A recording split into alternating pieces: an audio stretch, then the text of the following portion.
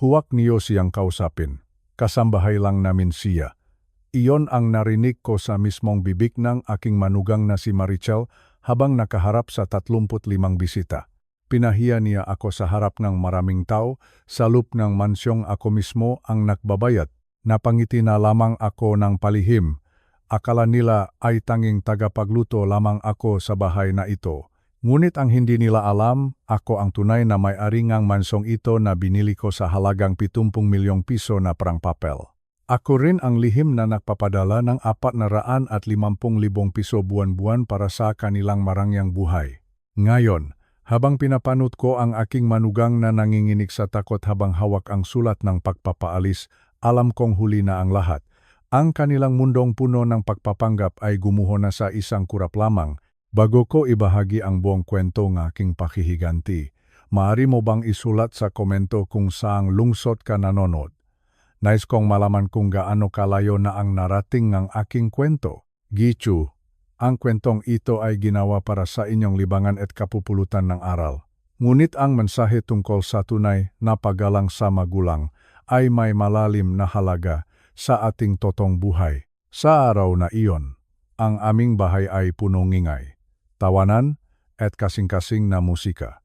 May 35 panauhin na dumating para sa tinatawag nilang Grand Homecoming. Ang bawat sulok ng mansyon ay punong-puno ng taong nakasuot ng mamahaling hiyas at nagagandahang damit. Lahat sila ay naniniwala na ito ang tahanan ng aking anak na si Junjun. Ang hapagkainan ay napakahaba. Ito ay pinalamutian ng mabulaklak na maingat na inayos ng aking manugang na si Marichel. Ang magabasong kristal ay kumikinang sa ilalim ng liwanag, at ang amoy nglitson ay humahalimuyak sa buong kabahayan. Iyon ang nglitson na ako mismo ang nagasikaso at nagluto mula pa noong alas 5 umaga. Habang ang lahat ay nakakatuwaan, ako naman ay abala sa pag-ikot. Hawak ko ang isang mabigat na tray ng mapampagana. Pagod na ang aking mga binti, unitinis ko ito dahil nais kong maging maayos ang lahat. Biglang tumawag sa akin ang isang matandang kaibigan ni Maricel, si Ginang Roxas. Lito, Ginu, tawag niya sa akin nang may ngiti. Gaano ka na ba katagal na nagtatrabaho para sa pamilyang ito? Bago pa ako makasagot, ang tinik ni Maricel ay biglang sumingit. Parang isang matalim na kutsilyo ang kaniyang boses na humiwa sa hangin. Lumapit siya sa aking tabi. Ang kaniyang mga kamay na may mayos na pintura sa kuko ay kinuha ang tray mula sa akin. Naku, huwag niyo na siyang abalahin sa pakikipag-usap, sabi niya habang tumatawa ng pilit, isang tawang nakpabagsak sa aking dibdib. Siya ay kasambahay lamang namin dito. Ang magkakatulong ay nararapat na tahimik lamang at hindi nakikipagkwentuhan. Ang masalitang iyon ay tumama sa akin na parang isang malakas na sampal. Isang sampal na narinig ng lahat. Sa paligid namin, ang makwentuhan ay biglang tumigil.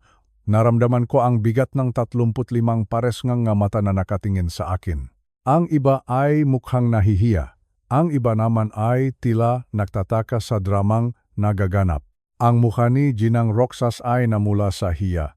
Pasensya na, hindi ko alam, bulong niya. Wala iyon, sagot ni Marichel nang hindi nawawala ang kaniyang plastik na ngiti. Lito, bakit hindi ka muna pumunta sa kusina? Sigurado ako na may mga bagay doon na nangangailangan ng iyong atensyon. Tumayo lamang ako doon. Wala akong hawak na tray, ngunit ang aking mga kamay ay nanginginig.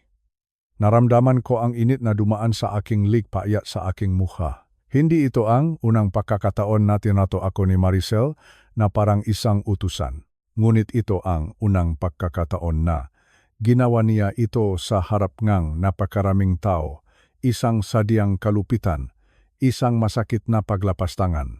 Tiningnan ko si Marichel. Pagkatapos ay tiningnan ko ang aking sariling makamay. Ang makamay na nagtrabaho ng buong buhay upang maibigay sa kanila ang lahat ng ito. Sa sandaling iyon, ang mansyong ito na aking binili ay naging parang isang kulungan. Isang kulungan kung saan ako ang bida sa isang palabas ng kahihiyan, kasambahay, isang simpleng katulong. Iyon na ba ang tingin nila sa akin? Pagkatapos ng lahat ng sakripisyo ko, iyon na lamang ba ang halaga ng aking pagkatao sa kanilang mga mata? Ang sakit ay hindi lamang sa puso, kundi sa aking buong pagkatao. Matapos ang masakit na salita ng aking manugang, nanatili akong nakatayo sa gitnang silid. Ang bawat tibok na aking puso ay tila isang tambol na nakpapaalala sa akin na aking kahihiyan. Sa sandaling iyon, ang tanging hinahanap ng aking mamata ay ang aking anak, ang aking kaisa-isang anak na si Junjun. Inisip ko sa loob ng aking isipan na siya ang magtatanggol sa akin. Inisip ko na lalapit siya, yayakapin ako, at sasabihin sa lahat na ako ang kaniyang ama. Ako ay hindi isang katulong. Nakita ko siya sa kabilang dakoong silid. Hawak niya ang isang basong alak. Nakasuot siyang mamahaling barong na ako ang bumili. Nang magtakpo ang aming nga mata, nakita ko ang isang bagay na hindi ko inaasahan. Hindi galit sa kaniyang asawa. Hindi pagmamalasakit para sa kaniyang ama. Ang nakita ko ay takot. Isang matinding takot na baka masira ang kaniyang imahe sa harap ng kaniyang nga sosyal na kaibigan. Dahan-dahan siyang lumapit sa akin. Habang papalapit siya, tila bumagal ang takbo ng mundo. Bawat hakbang niya ay tila bumabaon sa aking dibdib. Inaasahan ko ang isang salita ngang pagtatanggol. Ngunit nang makalapit siya, hinawakan niya ang aking braso ng mahigpit, masyadong mahigpit.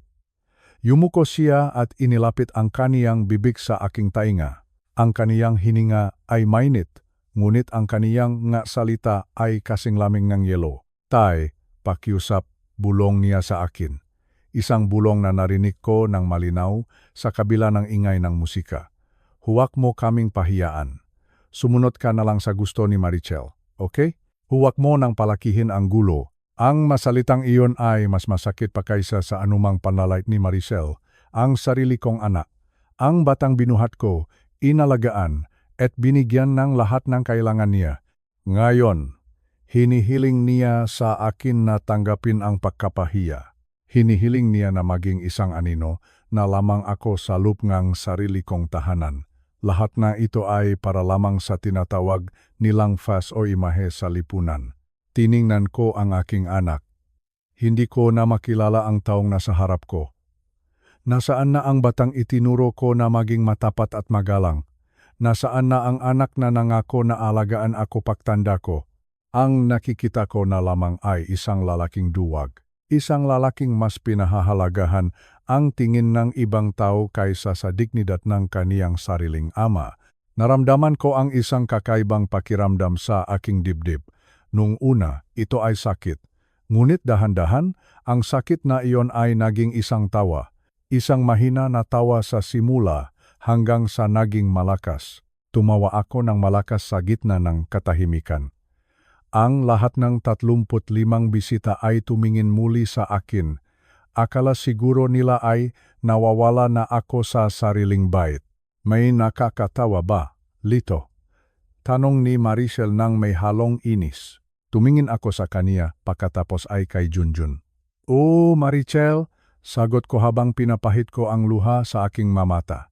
Sobrang nakakatawa nito dahil ang lahat ng nakikita niyo rito, ang lahat ng kinakain niyo, at ang lahat ng ipinagmamalaki niyo ay isang malaking kasinungalingan. Hinawakan ako muli ni Junjun, mas mahigpit kaysa kanina. "Tay, ano ba ang ginagawa mo? Tama na?" Ngunit hindi na ako titigil. Tapos na ang panahon ng aking pananahimik, tapos na ang panahon ng pagiging invisible. Kung nais nilang maglarong ganitong uri ng laro, ipapakita ko sa kanila kung sino ang tunay na may hawak ng baraha. Ang aking anak ay nagtaksil sa akin sa harap ng maraming tao. Ngayon, oras na para malaman nila kung sino ba talaga ang pinaglilingkuran nila. Marahil ay nagtataka kayo kung paano naging ganito ang sitwasyon. Paano ang isang matandang lalaking tulad ko ay nauwi sa pagiging katulong sa sarili niyang pamamahay? Ang katotohanan ay, nagsimula 3 taon na ang nakakaraan nung pumanaw ang aking mahal na asawa na si Nanita. 42 taon kaming nagsama at ang pagkawala niya ay tila pagkawala na rin ng kalahati ng aking buhay. Si Nanita ang tulay sa pagitan namin ni Junjun. Nang mawala siya, ang tulay na iyon ay gumuho. Ang akalang marami, kami ay isang simpleng pamilya lamang. Namuhay kami ng paya ni Nanita. Hindi kami mahilig sa marangyang gamit o mamahaling sasakyan, ngunit ang hindi alam ng aking anak ay ang kaniyang ina ay nakmula sa isang mayamang pamilya sa Iloilo. Ang kaniyang lolo ay nag-iwan sa kaniyang napakalaking mana. Dagdag pa rito ang aking sariling pagsisikap sa pagpapatakbong isang maliit na pabrika na itinayo ko mula sa wala. Nang mamatay si Nanita, iniwan niya sa akin ang lahat. Kasama ang aking maaipon at ang napagbentahan ng aking kumpanya, natakpuan ko ang aking sarili na may hawak na mahigit 230 milyong piso, isang halaga na hindi kayang ubusin ng ilang henerasyon kung gagamitin ng wasto. Sa kabilang banda, si Junjun ay lugmok sa utang. Ang kaniyang negosyo sa konstruksyon ay hindi nagtatagumpay. Ang kaniyang asawang si Marichel naman ay walang tigil sa paggastos. Muntik na silang mawalan ng tirahan. Bilang isang ama, hindi ko kayang makita ang aking anak na naghihirap. Ngunit alam ko rin ang kaniyang garbo o pride. Kung bibigyan ko siyang ng direkta, baka masaktan ang kaniyang loop bilang isang lalaki. Kaya gumawa akong isang desisyon na babago sa aming mabuhay. Bumili akong mansyong ito, isang malawa na ari-arian na nakakahalagang 70 milyong piso. Binayaran ko ito ng buo, gamit ang cash. Ngunit naksinungkaling ako sa kanila. Sinabi ko na ito ay isang early inheritance o maagang pamana na isinalin ko na sa kanilang pangalan. Ang totoo, ang titulong bahay ay nasa pangalan ko lamang. Ako ang nag-iisang may-ari ngang bawat pader at bawat haligi ngang bahay na ito. Hindi lamang iyon. Bawat buwan, lihim akong naglalagay ngang pera sa kanilang ma-account. 450,000 piso buwan-buwan. Pera para sa kanilang mamahaling sasakyan, para sa mga card sa bangko na ginagamit ni Marichel sa pamimili, at para sa lahat ng luho na tinatamasan nila ngayon. Akala nila ay biglang naging matagumpay ang negosyo ni Junjun. Akala nila ay narating na nila ang rurok ng tagumpay sa sarili nilang sikap. Nais ko lamang makatulong nang hindi sila napapahiya. Ngunit ang aking pagmamalasakit ay naging mitsa ang aking sariling kalungkutan. Inimbitahan ako ni Marichel na tumira rito, ngunit hindi dahil sa pagmamahal. Dahil kailangan nilang libreng paggawa. Ginawa nilang libreng katulong ang taong nagbibigay sa kanilang lahat. Ang ironiya ng buhay ay napakasakit. Ako ang kanilang lihim na benefactor, ang taong bumubuhay sa kanila, ngunit ako rin ang taong tinatrato nilang basura. Ang 230 milyong piso na nasa aking bangko ay walang silbi kung ang sarili kong pamilya ay hindi ako makita bilang isang tao. Ngunit ngayon, habang tinitignan ko ang kanilang mamukha na mukhang puno ng pagmamalaki, alam ko na ang bawat sentimo na ibinigay ko ay may hangganan, ang laro ng pagpapanggap ay matatapos na rito, at ang katotohanan ay magiging isang mapait na gamot na kailangan nilang inumin. Minsan, ang sobrang pagmamahal ng isang magulang ay nagiging lason. Isang lason na unti-unting pumapatay sa pagkataong ng kaniyang sariling anak. Ngayon, habang nakaupo ako sa maliit na silya sa sulok ng kusina, hindi ko mapigilang isipin kung saan ba ako nagkamali. 3 taon na ang nakalilipas. Noong nga panahong iyon, halos hindi makatulog si Junjun dahil sa mga utang. Nakikita ko ang kaniyang pagod, nakikita ko ang kaniyang takot. Kaya naman, gumawa ako ng isang plano na akala ko ay magliligtas sa kanya. Ngunit ito pala ang magiging simula na aking sariling paghihirap. Bumili akong mansong ito sa halagang 70 milyong piso. Binayaran ko ito ng buo. Isang pitik lamang ng daliri ay akin na ang ari-arian. Ngunit dahil sa takot ko na baka masira ang kaniyang pride, nagsinungaling ako. Sinabi ko sa kanila na iyon ay isang maagang pamana. Sinabi ko na tapos na ang mapapeles at kanila na ang bahay, hindi lamang iyon. Alam ko na hindi sapat ang bahay kung wala silang panggastos sa araw-araw. Kaya naman, nagsimula akong magpadala ng pera sa kanila ng palihim, 450,000 piso. Iyan ang halagang ibinibigay ko bawat buwan. 450,000 piso. Sa simula, masaya ang lahat. Nakita ko ang ngiti sa labi ng aking anak. nakita ko ang katuwaan ni Maricel. Ngunit dahan-dahan, ang katuwaan ay napalitan ng katusuhan. Nagsimulang makbako ang ihip ng hangin sa loob ng mansyong ito. Isang gabi, kinausap ako ni Maricel. Sabi niya dahil nakatira naman daw ako rito ng libre, baka naman daw pwedeng tumulong ako sa mga gawaing bahay. Sabi niya, mas maganda raw kung ako na ang magluluto at maglilinis para makatipid sila sa panggastos sa tunay na katulong. At ang anak ko, ang sarili kong anak na si Junjun, ay tumango lamang. Tumango siya bilang paksang-ayon sa kaniyang asawa. Doon nagsimula ang lahat. Binilhan ako ni Maricel ng uniforme, isang asul na polo at itim na pantalon. Sabi niya, para raw maging maayos akong tingnan kapag may mga bisita sila. Unti-unti, inilipat nila ang aking magamit sa isang maliit na kuwarto sa silong. Isang kuwarto na malapit sa imbakan ng mga luma at sira-sirang gamit. Hindi na ako pinapayagang gumamit ng pintuan sa harap. Kailangan ko nang dumaan sa pintuan sa likod, sa may labandera. Hindi na rin ako kasabay sa hapagkainan. Ang pagkain ko ay inilalagay na lamang sa isang maliit na mangkok sa ibabaw ng lababo. Naging isang makina ako.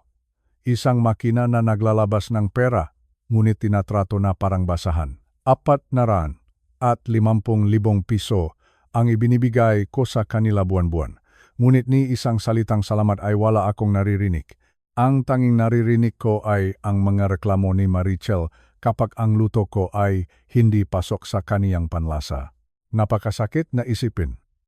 Ako ang nagbayad ng 70 milyong piso para sa bahay na ito. Ako ang nagbibigay ng panggastos para sa kanilang marangyang buhay. Ngunit sa loob ng bahay na ito, ako ang pinakamababang uringang tao. Ako ang naging utusan sa sarili kong kaharian. Ang aking anak ay naging bulak, naging bingi. Hinayaan niyang maging ganito ang kalagayan ng kaniyang ama dahil natatakot siyang mawala ang lahat na ginhawang ito. Akala ko ay tulong ang ibinibigay ko, ngunit ang totoo, ginagawa ko silang mga halimaw. At ako ang kanilang unang biktima. Sabi nila, ang mga dinding daw ay may tainga. At sa loob ng mansyong ito, natutunan kong maging isang anino. Isang anino na nakakarinig ng mga bagay na hindi dapat marinig. Dahil sa tingin ni Maricel ay isa lamang akong hamak na utusan, hindi na siya nag-ingat sa kaniyang mga sinasabi kapag malapit ako. Isang hapon, habang ako ay naayos na mapakain sa loob ng imbakan, narinig ko ang boses ni Maricel sa kabilang silid. Kasama niya ang kaniyang makaibigan na sina Ginang Santos at Ginang Cruz. Nagtatawanan sila habang umiinom ng mamahaling kape. Isang kape na ako rin ang bumili gamit ang aking pera. Naku, buti na lang talaga at nandito ang biyenan ko, sabi ni Maricel. Narinig ko ang kaniyang mapang-asar na tawa. Isang tawang parang kuko na kumakamot sa blackboard. Kahit papaano, may pakinabang din ang matandang iyon. Libre na ang tagapagluto naming. Libre pa ang tagalinis. Napatihil ako sa aking ginagawa. Ang puso ko ay tila pinipiga. Hindi ba siya nagrereklamo? Tanong ni Ginang Santos. Saan naman siya pupunta? Sagot ni Maricel ng may kasiguruhan. Wala na siyang pera. Umasa na lamang siya sa kabutihan ng loop namin ni Junjun. Kung hindi namin siya pinatira rito, baka sa lansangan na siya pinulot ng gataw. Umasa sa kabutihan ng loop nila. Iyon ang kaniyang sinabi. Iyon ang kaniyang pinaniniwalaan. Napakagaling niyang bumuo ng sariling kwento. Ni hindi niya alam na ang bawat butilang kanin na kinakain niya ay galing sa aking bulsa. Ipinagpatuloy ni Maricel ang kaniyang pagkukuwento. Sinabi niya kung paano niya ako dinidisiplina. Sinabi niya na kailangang maging mahigpit sa mga matatanda dahil nagiging makakalimutin at matigas ang ulo. Minsan nga, pinapagalitan ko talaga siya kapag hindi maayos ang pagkakaplansang madamit pagmamalaki pa niya. Kailangang malaman niya kung sino ang masusunod sa bahay na ito. Kung hindi siya susunod, lagi ko siyang pinapaalalahanan na pwede naming paalisin siya anumang oras. Nararamdaman ko ang panginginig ng aking makamay. Gusto kong lumabas at ipakita sa kanila ang lahat ng papeles. Gusto kong isampal sa kanila ang katotohanang ako ang nagmamay-ari ng lahat ng ito. Ngunit pinigilan ko ang aking sarili, hindi pa ito ang tamang oras. Narinig ko pa ang kaniyang mga kaibigan na humanga sa kaniyang diskarte. Tinawag nilang matalino si Marichel dahil nakahanap siyang paraan para makatipid at magkaroon ng maayos na buhay. Hindi nila alam na ang lahat nga iyon ay nakatayo sa isang pundasyon ng kasinungalingan at kawalang-galang. Mas masakit pa rito, narinig ko rin kung paano nila pag-usapan ang aking anak na si Junjun. Sabi ni Marichel, madali lang daw pasunurin si Junjun basta't gagamitan niya ng kaniyang impluensya. Sinabi niya na kahit daw si Junjun ay naniniwala na pabigat lamang ako sa kanilang buhay. Pabigat. Isang salitang napakabigat dalhin. Ako ba ay isang pabigat? Ako na ang nagbibigay ng 450,000 piso bawat buwan. Ako na ang nagbigay nga bahay na nakakahalaga nga 70 milyong piso. Doon ko napagtanto ang isang mahalagang bagay. Kahit gaano mo kamahal ang isang tao, kung wala siyang respeto sa iyo, ang pag-ibig na iyon ay walang halaga. Ang maadinding sa bahay na ito ay naging saksi sa aking pagtitiis. Ngunit ang mga dinding din na ito ang magiging saksi sa muling pagtayo ang aking dangal. Hindi na ako papayag na maging anino lamang. Kung sa tingin nila ay nalinlang nila ako, nakakamali sila. Ako ang tunay na may hawak ng bawat sulok ng mansong ito. At darating ang araw, ang bawat salitang binitiwan ni Marichel ay babalik sa kaniya na parang isang bagyo na wawasa sa kaniyang mundong gawa sa buhangin. Ang hapon sa aming munting tahanan ay dati-rati ay puno ng ingay at tawanan. Ngunit ngayon tila may isang pader na hindi ko makita, isang pader na unti-unting humahati sa akin at sa aking maapo. Ako si Lito, o kilalang lahat bilang Lolo Lito. Dati, kapag naririnig ko ang yabak ng mga bata, ang puso ko ay tumatalon sa tuwa. Ngunit sa mga nagdaang araw, ang bawat yabak nila ay tila papalayo, hindi papalapit sa akin. Isang araw, nakita ko sina Bongbong at Maya na naglalaro sa may branda. May dala akong ilang pirasong kandi na itinago ko mula sa aking paglalakad sa tindahan. Gusto ko silang surpresahin. Gusto kong makita ang kanilang mga ngiti, ang kanilang mga mata na kumikinang sa tuwa habang tinatawag akong lolo. Dahan-dahan akong lumapit. Ang aking matuhod ay medyo masakit na, isang paalala nga aking 75 taon na pamamalagi sa mundong ito. Sa bawat hakbang ko, iniisip ko ang yakap na matatanggap ko. Ngunit nang mapansin ako ni Maya, ang bunso, imbes na tumakbo patungo sa akin, ay bigla siyang namutla. Hinila niya ang laylayan ng damit ni Bongbong. Ang kaniyang mata ay puno ng takot. Takot? Bakit ang isang apo ay matatakot sa kaniyang lolo? Tumalikod sila at mabilis na tumakbo papasok sa bahay. Naiwan akong nakatayo doon, hawak ang 2 pirasong kandi. Ang aking kamay ay nanginginig ng kaunti. Masakit, napakasakit makita ang sarili mong dugo at laman na umiiwas sa iyo na parang ikaw ay isang masamang espiritu. Hindi ko maintindihan. Ano ba ang nagawa ko? Palagi naman akong maingat, palagi ko silang ipinagdarasal bago matulog. Noong isang gabi, habang ang lahat ay tila mahimbing na ang tulog, narinig ko ang boses ni Marichel sa kabilang silid. Si Marichel, ang aking manugang. Ang boses niya ay mahina, parang bumubulong. Pero dahil sa katahimikan gabi, ang bawat salita niya ay tumatagos sa dingding. Sinasabi niya sa mga bata na huwag lalapit sa akin. Sinabi niya na ako daw ay baliw. Sabi niya, ang lolo ninyo ay may sakit sa utak, hindi ninyo siya totoong lolo. Sinasabi niya sa kanila na ako ay isang katulong lamang na kinuha nila dahil sa awa at ako ay mapanganib. Dun ako napatigil. Ang hangin sa aking dibdib ay tila nawala, hindi totoong lolo. Ako, na nag-alaga sa kanila noong sila ay sanggol pa lamang. Ako, na nakpuyat para iduyan sila habang ang kanilang magulang ay nasa trabaho. Ang bawat salita ni Marichel ay parang lason na unti-unting pumapatay sa aking pagkatao. Sinisira niya ang tanging bagay na nagpapanatili sa aking lakas, ang pagmamahal nga aking mga apo. Ang sakit ay hindi lamang sa puso, kundi pati na rin sa aking buong pagkatao. Pakiramdam ko ay isa akong estranghero sa sarili kong bahay. ang bahay na pinahirapan kong itayo, ang bahay na puno nga alaala nga aking yumaong asawa. Ngayon, ang mabata ay tumitingin sa akin ng may halong pandidiri at takot. Kapag dumadaan ako sa kusina, hihinto sila sa pagkain at titingin kay Marichel, parang humihingi sila ng proteksyon laban sa akin. Ang sakit, sobrang sakit. Ang nabatang dati ay humahalik sa aking kamay, ang nabatang dati ay nagpapakwento tungkol sa ating matradisyon, ngayon ay hindi man lang makatingin sa aking mamata. Marichel, bakit mo ito ginagawa? Ano ang naging kasalanan ko sa iyo? Dahil ba ako ay matanda na? Dahil ba wala na akong maibigay na pera? Ang pagmamahal ba ay sinusukat na lamang sa kung ano ang maari mong makuha sa isang tao? Sa bawat gabi na lumilipas, ang dilim sa aking silid ay nagiging saksi sa aking mga luha. Ang mga luhang isang matanda na tila nawalan ng lugar sa mundong ito. Ang aking maapo, ang aking liwanag ay unti-unti nang nilalamon nga kasinungalingan ng kanilang ina. Gusto kong sumigaw. Gusto kong sabihin sa kanila na mahal ko sila. Pero paano? Paano ka makikinig sa isang taong sinabihan kang balif at mapanganib?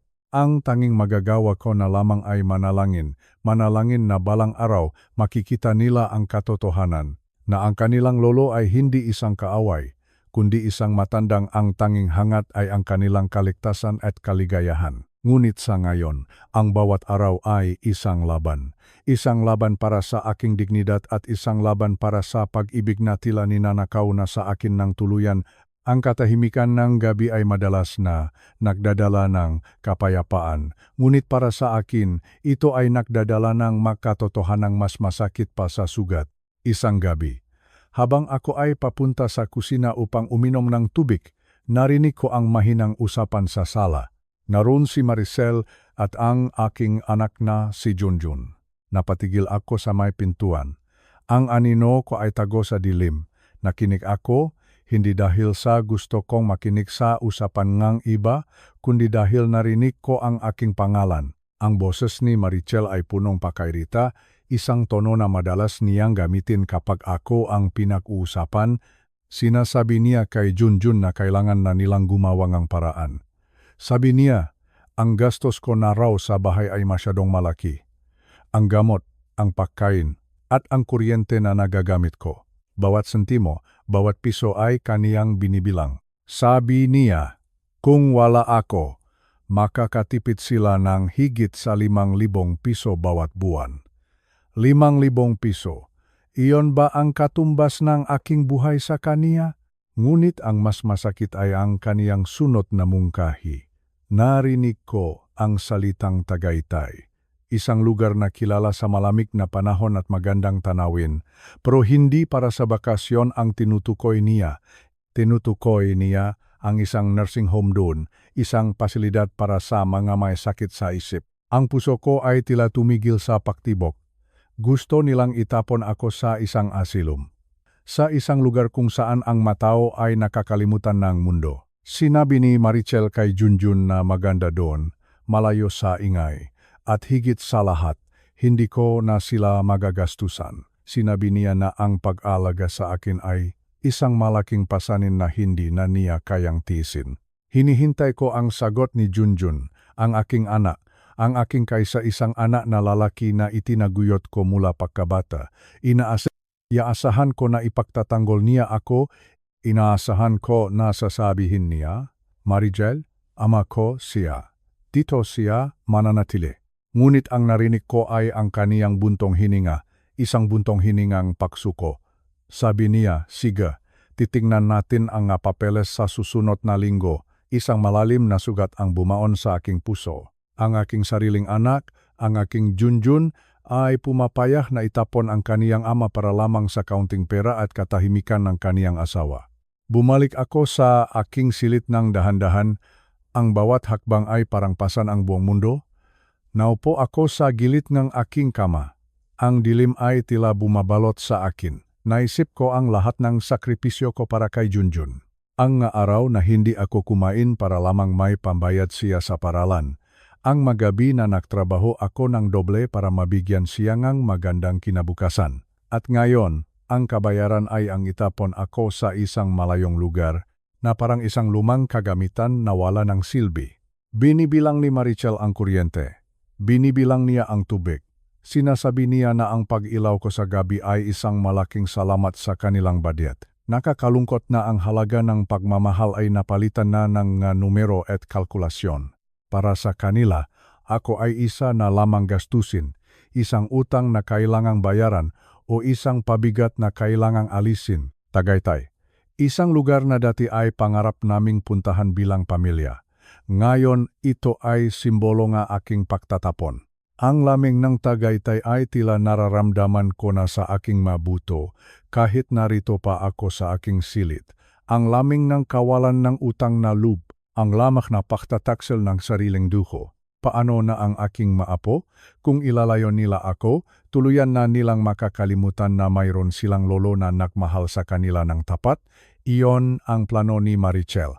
Ang buraduhin ako sa kanilang buhay. Ang gawin kong isang masamang alaala na kailangang kalimutan. Hindi ko alam kung ano ang gagawin ko. Wala akong pera, wala akong ibang matatakbuhan. Ang lahat ng mayroon ako ay ibinigay ko na sa kanila. Ang aking lupa, ang aking bahay, ang aking lakas. Ngayon, wala na akong natira kundi ang aking maalaala at ang aking nadudurok na puso. Tumingin ako sa labas ng bintana. Ang buwan ay maliwanag. Ngunit ang aking mundo ay napakadilim.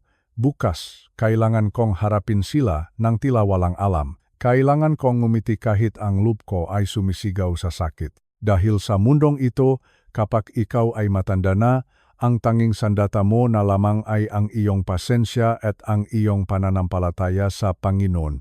Pero hanggang kailan? Hanggang kailan ko kayang tiisin ang sakit ng pagiging isang pasanin sa sarili kong tahanan? Ang opisina ni Abogado Santos ay hindi nagbago sa loob ng nakalipas na 20 taon. Naroon pa rin ang amoyng lumang papel, matapang na kape, at katahimikan na tila nagbibigay ng proteksyon sa sinumang papasok doon. Nakaupo ako sa tapat ng kaniyang malawak na lamasang gawa sa Nara. Sa bawat segundo ng aking pananatili doon, nararamdaman ko ang pagbabalik ng aking dating pagkatao. Ang pagkatao na kinalimutan ko sa loob ng 3 taon. Si Abogado Santos ay hindi lamang isang abogado para sa amin. Siya ang saksi sa pag-ibigan namin ni Nanita. Siya ang nag-ayos ng lahat ng papeles nung pumanaw ang aking asawa. Tumingin siya sa akin sa likod ng kaniyang makapal na salamin. May halong lungkot at gulat ang kaniyang mata. Lito, kaibigan, simula niya habang inaayos ang madokumento sa harap niya. Sigurado ka na ba sa gagawin mo? Malaking hakbang ito. Huminga ako ng malalim. Sa aking isipan, naglalaro ang mukha ni Marichel habang tinatawag akong katulong sa harap ng 35 tao. Naalala ko ang bulong ng aking anak na si Junjun na huwag ko silang pahiyaan. At higit sa lahat, naalala ko ang plano nilang itapon ako sa isang pasilidad sa Tagaytay.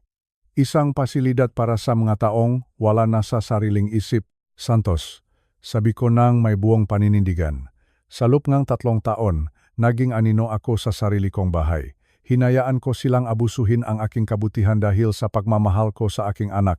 Ngunit ngayon, napagtanto ko na ang pagtitiis ko ay hindi napagtulong. Ito ay pagpaparaya sa isang maling gawain. Inilabas ni Santos ang titulo ng lupa.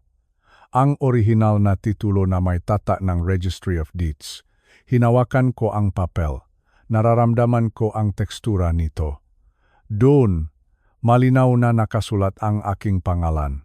Lito Di Masalang. Ako ang nag-iisang may-ari. Walang pangalan si Junjun, walang pangalan si Marichel. Ang mansyong nakakahalagang 70 milyong piso ay akin lamang. Ayon sa batas, Lito, paliwanag ni Santos habang itinuturo ang seksyon ng dokumento. Wala silang karapatang manatili sa bahay na iyon kung hindi mo pahihintulutan. At ang mas malala, ang ginawa nilang pagpaplano na ipakulong ka sa isang institusyon gamit ang maling paratang ng pagiging senila ay maaring ituring na elder abuse. Elder abuse. Ang masalitang iyon ay umaling-aungaw sa aking isipan. Ang sakit ay tila isang kutsilyong paulit-ulit na sumasaksak sa aking puso. Ang sarili kong dugo at laman ay nakbalak na ituring akong basura. Gusto kong ihanda mo ang lahat. Utos ko sa kanya. Ang lahat ng ebidensya nga aking mga binayaran, ang 450,000 piso na ipinapadala ko buwan-buwan, ang 70 milyong piso na ibinayat ko ng cash sa bahay na iyon, ang mga bayad sa kuryente, tubig at maging ang mga credit card ni Maricel. Nais kong makita nila ang bawat sentimo na galing sa aking pawis. Nais kong maunawaan nila na ang marangyang buhay na kanilang ipinagmamalaki ay nakatayo sa aking palat. Gagawa tayo ng isang trust, mungkahi ni Santos. Ilalagay natin ang lahat ng iyong ari-arian sa ilalim ng pangalang ikaw lang ang may kontrol. Sa ganitong paraan, kahit anong gawin nilang hakbang sa korte, hindi nila mahahawakan ang kahit isang piso. Tumango ako bilang paksang ayon. Hindi ito tungkol sa paghihiganti lamang. Ito ay tungkol sa katarungan. Ito ay tungkol sa pagtuturo sa aking anak na ang bawat aksyon ay may kahihinatnan. Ang pagmamahal ng isang magulang ay walang hanggan, ngunit ang pasensya ay may dulo. Habang palabas ako ng opisina, naramdaman ko ang init ng araw sa aking balat, sa loob ng mahabang panahon. Ngayon ko lang naramdaman na ako ay muling malaya. Hindi na ako ang anino na nagtatago sa kusina. Ako si Lito, at handa na akong bawin ang lahat sa akin. Ang unang hakbang ng aking plano ay tahimik ngunit mapanira. Isang tawag lamang sa aking bank manager ay sapat na. Pinatigil ko ang lahat ng automatic fund transfers mula sa aking pangunahing account patungo sa account ni Junjun. Iyon ang 450,000 piso na bumubuhay sa kanilang mga pangarap bawat buwan. Pinatigil ko rin ang lahat ng karagdagang credit cards na nasa ilalim ng aking pangalan, ang mga card na walang humpay na ginagamit ni Maricel sa mga mall sa Makati. Umuwi ako sa bahay at nagpanggap na parang walang nangyari. Nagluto ako ng hapunan, naglinis ako ng sahig. Nanatili akong tahimik habang naririnig ko ang tawanan nila sa itaas. Ngunit alam ko na sa loob ng 48 oras magbabago ang lahat. Dumating ang Miyerkules. Ito ang araw na karaniwang pumupunta assistant sa harap samaw kasama ang kaniyang makaibigan. Habang nasa kusina ako, narinig ko ang malakas na pagbukas ng pintuan sa harap. Ang yabag na mga ni Maricel ay mabilis at mabiga. Galit siya. Junjun, sigaw niya. Ang boses ay abot hanggang sa kabilang kalsada. Junjun, kailangan nating tumawag sa bangko. Nakakahiya. Sobrang nakakahiya. Lumabas si Junjun mula sa kaniyang opisina, mukhang naguguluhan. Bakit? Anong nangyari? Declined lahat ng karko, galit na sagot ni Maricel. Nasa harap ako ng cashier sa isang mamahaling butik, punong-puno ang karko, tapos sasabihin sa akin na insufficient funds. Imposible. Alam nating lahat na may laman ang account na iyon. Insufficient funds. Ang masalitang iyon ay parang musika sa aking tainga. Baka system error lang, mahinahon na sabi ni Junjun. Huwag kang mag-alala, tatawagan ko ang bangko. Ngunit hindi doon nagtatapos ang lahat. Kinabukasan, dumating ang masulat. Ang mapulang sobre na kinatatakutan ng lahat. Ang abiso para sa hindi pagbabayad ng amortization ng kanilang dalawang sasakyan. Isang Toyota Fortuner at isang luxury sedan. Ang bawat isa ay nakakahalaga ng malaking halaga bawat buwan. Dahil ang kuryente at tubig ay nakapangalan din sa akin at ang fund transfer ay pinutol ko na, nakatanggap din sila ng abiso ng putol. Narinig ko ang kanilang pag-usap sa sala noong gabing iyon. Wala na ang tawanan, wala na ang kayabangan. Ang tanging naroon ay ang tunong ng takot. Paano ito nangyari, Junjun? Tanong ni Maricel. Ang boses ay nangingini na. Ang sabi mo ay mayos ang takbong negosyo mo. Bakit wala tayong pera sa bangko? Bakit hindi nabayaran ang bahay? Hindi ko alam. Sagot ni Junjun. Halatang hirap na hirap na. Akala ko ay automatiko ang lahat. Maricel, kailangan nating magbayad ng mahigit 280,000 piso sa loob ng 3 araw kung hindi ay hahatakin ang mga sasakyan natin. Nakita ko silang dalawa mula sa dilim ng pasilyo. Si Maricel ay nakahawak sa kaniyang ulo, tila sasabog na ang kaniyang utak. Si Junjun naman ay nakatulala sa mga bayarin sa lamesa. Magbenta tayong ilang gamit, mungkahi ni Maricel. O kaya, baka pwedeng mangutang muna tayo. Kanino? Tanong ni Junjun. Lahat ng kaibigan natin ay akala nila ay milyonaryo tayo. Saan tayo kukuha ng ganoong kalaking halaga sa loob ng maikling panahon? Doon ko napagtanto kung gaano kabilis gumuho ang isang buhay na nakatayo sa kasinungalingan. Sa loob lamang ng ilang araw, ang kanilang mundong ginto ay naging abo at ang pinakamasakit para sa kanila, wala silang kamalay-malay na ang katulong na nasa kusina ang siyang nakpindot ng switch para patay ng ilaw sa kanilang marangyang buhay. Nanatili akong kalmado. Inayos ko ang aking higaan sa silong. Alam ko na ang susunod na mangyayari ay ang paglapit nila sa akin. Hihingi sila ng tulong. Gagamitin nila ang kanilang matatamis na salita. Ngunit sa pagkakataong ito, hindi na ako ang tatay na madaling mapaikot. Ako na ang lalaking may hawak ng bawat pinto at bintanang mansong ito. Ang bangungot nila ay kasisimula pa lamang. Ang katahimikan sa loob nga, sala ay tila isang mabigat na kumot na bumabalot sa aming lahat. Pagkatapos kong ilapag ang mga dokumento sa lamesa, nakita ko ang unti-unting pagbabago sa mukha ni Maricel. Ang kaniyang mapuputing pisngi ay nawalan ngang kulay. Ang kaniyang mata na dati ay punong kayabangan, ngayon ay puno na ang gulat at hindi paniniwala. Ang maskarangang pagiging matagumpay at mayaman na isinuot niya sa loob ng 3 taon ay tuluyan nang nakapitak-pitak. Gumuho na ang kaniyang mundo. Tumingin ako kay Junjun. Ang aking anak ay nakatitik sa titulong lupa na tila ba ito ay isang multo. Nakita ko ang panginginig ng kaniyang nga balikat. Marahil ay napagtanto na niya ang bigat ng kaniyang managawa. Napagtanto na niya na ang taong itinuring nilang utusan ay ang siya palang haligi na pumipigil sa kanilang pagbagsak. Hindi ito totoo, bulong ni Maricel. Ang kaniyang boses ay nanginginig at halos hindi marinig. Nagsisinungaling ka lang, Lito. Imposibleng mangyari ito. Ngunit naroon ang papeles. Naroon ang pirmang Registry of Deeds. Naroon ang lahat ng ebidensya na hindi matatanggihan. Maricel, simula ko nang may mahinahong boses ngunit puno NG autoridad. Tapos na ang laro. Hindi na ako ang inyong katulong. Hindi na ako ang inyong tagapagluto. Simula sa araw na ito, kailangan niyo nang harapin ang katotohanan. Inilabas ni Abogado Santos ang huling dokumento. Ang kontrata NG Pagupa. Dahil kayo ay pamilya pa rin, patuloy ko, bibigyan ko kayo ng pagkataong manatili rito. Ngunit sa ilalim ng aking mga patakaran, magbabayad kayo ng upa sa halagang 250,000 piso bawat buwan. Iyan ang tamang halaga para sa isang mansyong tulad nito.